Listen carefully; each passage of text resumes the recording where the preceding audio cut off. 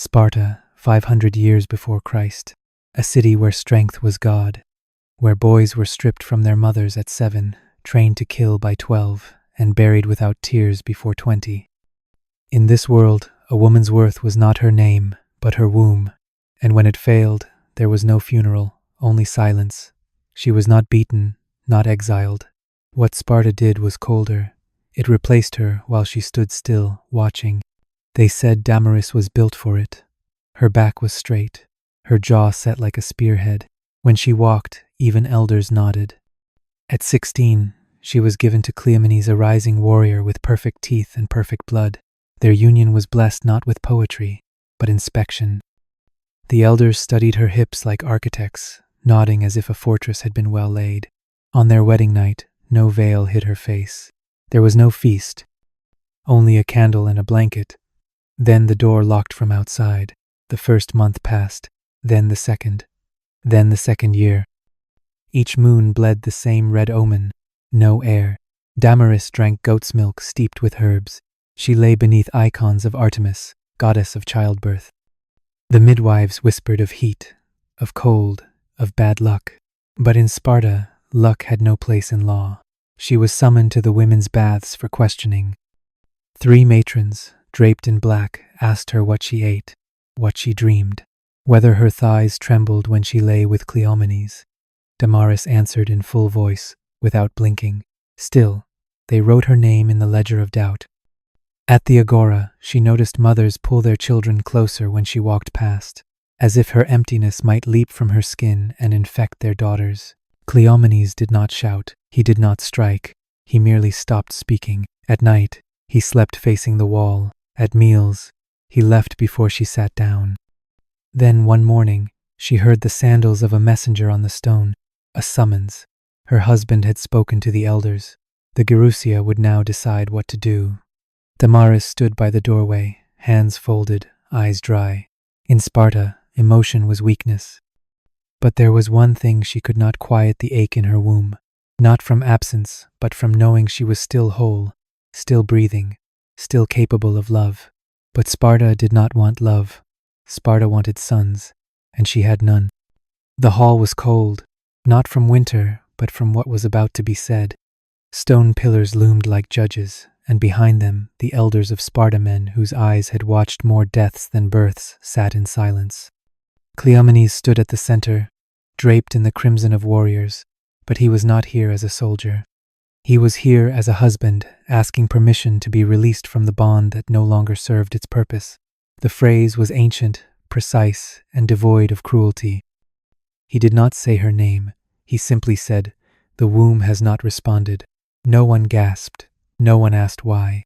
In Sparta, a woman's body was not hers. It was a function of the state. If it failed to serve, it was not punished. It was replaced. Outside, Damaris waited beneath the olive tree that cracked the courtyard with its crooked roots. She did not tremble. Spartan girls were taught not to flinch even under pain. But her hands, hidden in her cloak, curled so tightly her nails broke skin. A slave approached and handed her a strip of cloth soaked in vinegar. She understood. The council was done. The decision had been made. She would not be sent away. That would suggest disgrace. Instead, she would be realigned, given a new place, a new duty. Sparta never discarded. It reassigned, like armor passed from one warrior to another. That evening, Cleomenes did not return home. She found the hearth cold and the wine jug empty. A note, written in the hard strokes of a soldier's hand, lay beneath a pebble on the table. "You will remain within the house until summoned." There was no signature, no farewell, just an order, as if she were a spear set aside before battle. Days passed, then a week. The women in the agora no longer nodded. Her linen delivery was halved. The steward no longer brought meat. When she asked why, he did not answer. He only stared at her midsection, as if something invisible there had betrayed them all. On the 7th morning, 2 men came with sandals dusty from the hills. They carried nothing. One announced himself as a cousin of Cleomenes. The other did not speak. They looked around the house, not at her.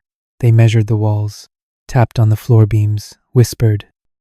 When they left, Damaris stood in the empty silence and realized what was happening. This was no punishment. It was succession. She was not being judged. She was being prepared for transfer, like property documented and weighed. In Sparta, even death was less quiet than this, but what frightened her most was not the decision. It was how easy it was for everyone else, how quickly her name disappeared from their mouths, like dust swept off marble. It happened beneath the colonnade, just after sunset. The sky had turned the color of bruised plum, and the shadows stretched long across the stone. Damaris was told to wear white, not for purity, for contrast. A red cloth was folded in her hand, soft as lambskin but heavy with meaning. It was the mark of transition, not of punishment, but of passage. Women did not scream in Sparta. They did not beg. She stood barefoot on the marble tiles, flanked by 2 midwives and a magistrate, while the watchers assembled quietly in a half-circle. No crowd, no ceremony, just silence and law. Cleomenes approached with his new bride behind him. She was younger, pale, with wide hips and rounded shoulders, the kind of softness that promised sons. Her eyes were lowered, her lips pressed tight. Whether from fear or pride, Damaris could not tell. But she didn't hate her. It wasn't personal. Nothing in Sparta ever was. The magistrate cleared his throat and read from a scroll.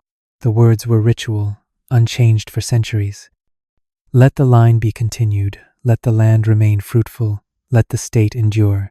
He then gestured to Damaris. She stepped forward and placed the red cloth onto the stone altar. It was not a sacrifice, it was a signal, a surrender of function. Cleomenes did not look at her, not even once. Instead, he placed his right hand on the shoulder of the new wife, then turned and walked away. No kiss, no farewell. His household had already moved on. Damaris remained behind, the hem of her white robe catching in the breeze. A servant approached and handed her a new scroll. It was her reassignment order. She would be relocated to the lower quarter, to the home of a veteran soldier widowed twice, who still believed he had one son left in him. She was not told his name, only his title, Defender of the Northern Ridge. As the watchers dispersed, Damaris stood alone in the courtyard. A trail of flower petals lay forgotten at the edge of the steps, perhaps left by a child before the ritual began. She knelt and touched one. It crumbled under her fingers.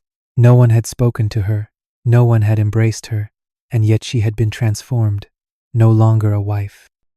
Not yet a concubine, just a vessel waiting to be filled again.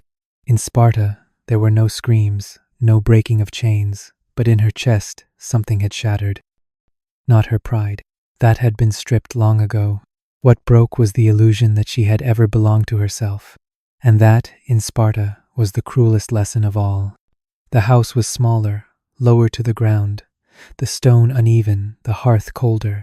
Damaris arrived with no escort, no dowry, no ceremony. Only a scroll sealed in wax and a satchel of folded cloth. The man she was given to was called Theron, though no one used his name. They called him the Ridge Keeper. He had fought in 37 campaigns and lost both sons in a single week.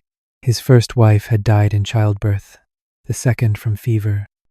When he opened the door and saw Damaris, he did not blink, just stepped aside and let her pass. No welcome, no inspection. Her presence was not a beginning. It was a continuation of failure. She was not wife, not servant, not mistress. She was something in between. Her place was the outer room, beside the tool shed, where the floor dipped with rainwater. She was given a single bowl, a linen sheet, and instructions to rise before the cocks called. Her duties were simple: maintain the fire, prepare his barley, lie still when asked, and wait, always wait, for signs, for swelling, for a miracle. Theron did not speak more than was needed. He walked with a limp from a Messenian spear, and his silence was not bitter, only heavy. On the second night, he sat beside her bed and removed his sandals, then his cloak. She did not resist. Resistance was for free people, and she had already been exchanged. Outside, Sparta sang with the sounds of training. Boys raced up hills with wooden shields. Mothers shouted from balconies. Midwives lit torches to mark new births. But Damaris's world had shrunk to this narrow room. this rough blanket, this body that would not obey. She no longer prayed, not out of loss of faith, but because Sparta did not teach prayer. It taught performance. She had performed. She had failed. Once a week, a runner from the magistrate's office came to record her condition. He asked no questions, just observed, wrote, left. She could feel herself becoming invisible. Her voice grew quieter, her steps softer, as if her presence itself was an inconvenience. One evening, while washing the lentil pot, she caught her reflection in the water, her face older than she remembered, her eyes dimmer, a ghost wearing her bones. And yet she remained, not because she hoped, but because Sparta had no word for escape, only reassignment, rotation, function. Her body was now an extension of someone else's lineage, her soul a quiet echo inside it. There was no mourning, no rebellion, only this strange, heavy silence, heavier than death, heavier than chains, the silence of being forgotten while still alive. The drums began at dawn, slow, deliberate, like heartbeats from beneath the earth. It was the first day of the festival of lineage, a Spartan rite meant to honor fertility, continuity, and the strength of the state. Mothers paraded their sons through the central gymnasium, boys as young as 5 with shaved heads and stern eyes. The older men stood to the side, nodding with pride. But behind them, in the shaded edge of the square, another procession formed, a quieter one, a slower one. They called it the Circle of Absence. Women who had failed to produce sons or children at all were brought forward in white tunics without belts. The belt, in Sparta, was more than fabric. It was a symbol of readiness, of productive womanhood. To be without one was to be unanchored, unfruitful. Damaris stood among them, barefoot on the sun-warmed stone, her face calm but her heart pulsing like a trapped bird. This was not a punishment, the elders said. It was a teaching. The maidens of Sparta, though still untouched by men, were made to watch, to learn what became of those who gave nothing back to the state. The barren women were told to move in a circle, not dance movement without rhythm, without joy, just motion, around and around, like oxen around a millstone. The young girls watched with wide eyes. Some giggled, quickly hushed by their mothers. Damaris did not look up. Her gaze stayed fixed on the flagstone before her. One foot, then the other, the same pattern, over and over, her body still strong, still capable, but in the eyes of Sparta no longer relevant. As the sun rose higher, sweat gathered at the base of her neck. Her limbs ached, not from exertion, but from the weight of meaning pressed into her every step. Around her, other women faltered. One slipped and fell. The crowd did not laugh. Sparta did not mock openly. Mockery was reserved for the weak. Silence, again, was the greater cruelty. It allowed shame to echo louder. After an hour, the circle was broken. The women were led away, not back to homes, but to shadowed alcoves where they would wash and resume their quiet duties. No blessings, no offerings, just dismissal. As Damaris stepped from the gymnasium stones to the dirt path beyond, a girl no older than 12 caught her gaze. She did not look away. In her face was not pity, not fear, but something else, a question. And that question stayed with Damaris long after the drum stopped. What do you become when the one thing you were born to do is taken from you? In Sparta, they called it emptiness. But in Damaris's bones, it felt like something else. Not hollow, not broken, just waiting. Something the law could not name. Years passed, like the turning of millstones, slow, silent, unforgiving. Damaris grew thinner, though not from hunger. Her duties remained. Her hands stayed strong. But something inside her had stopped asking to be seen. Theron died during a spring storm, his lungs drowned by days of rain and age. No son stood by his bed. No daughters wept at his door. Damaris washed his body alone, as custom required. Then she wrapped him in linen and sent word to the magistrate. He was buried without procession, without sound, just as Sparta preferred. She remained in the house. No one reassigned her. No one visited. The scrolls no longer mentioned her name. Once, a soldier's wife passed her on the road and blinked not in recognition, but confusion, as if Damaris were a ghost wearing the face of someone she might have known long ago. The fields changed with seasons, but her life did not. She walked the same paths, fetched the same water, stirred the same pot. When she bled for the last time, she did not mark the day. There was no one to tell. One morning, in the final winter of her life, she climbed the hill behind the gymnasium, a place she had once feared, now forgotten by most. The wind cut through her tunic, but she did not shiver. She knelt beside a stone wall, old and cracked, and took out a shard of pottery she had carried for years. The surface was smooth from handling. She had never written on it before, but now, with aching hands, she carved a name into the stone, her own, not for pride, not for history, for memory. Not one soul saw her do it, but days later, a young girl passing with her mother paused. She ran her fingers along the carving, the name worn but legible. She asked nothing.